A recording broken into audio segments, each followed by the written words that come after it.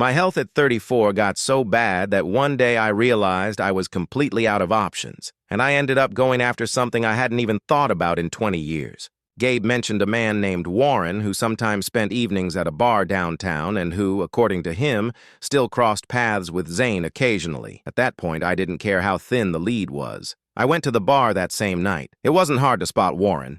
He was sitting alone, already a few drinks in, clearly settled in for the evening. I introduced myself and told him I was looking for Zane.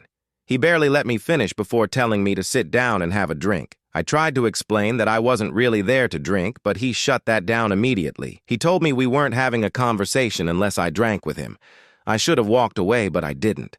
I was too tired to argue and too desperate to leave. I drank more than I should have, way more. At some point, I stopped keeping track. The room started to blur, and whatever I had planned to say completely disappeared from my head. The next thing I remember clearly is waking up slumped over the table, feeling awful and disoriented. Warren was still there looking at me with what almost seemed like concern. I noticed my head and hands were wet and asked what had happened. That's when Warren told me something that made my stomach drop. He said Zane had been sitting right next to me earlier that night. Apparently, he'd been there for a while, watching me struggle, and at some point had tried to wake me up. Then he left. I didn't even know how to react. I asked where he went, if anyone followed him, if there was any way to catch up to him. Warren said no. Zane never stayed long and never said where he was going. I felt completely drained. The one time I'd been that close, I hadn't even known it. I left the bar barely holding it together. Over the next few days, I went back a few times, hoping I'd get lucky and run into him again.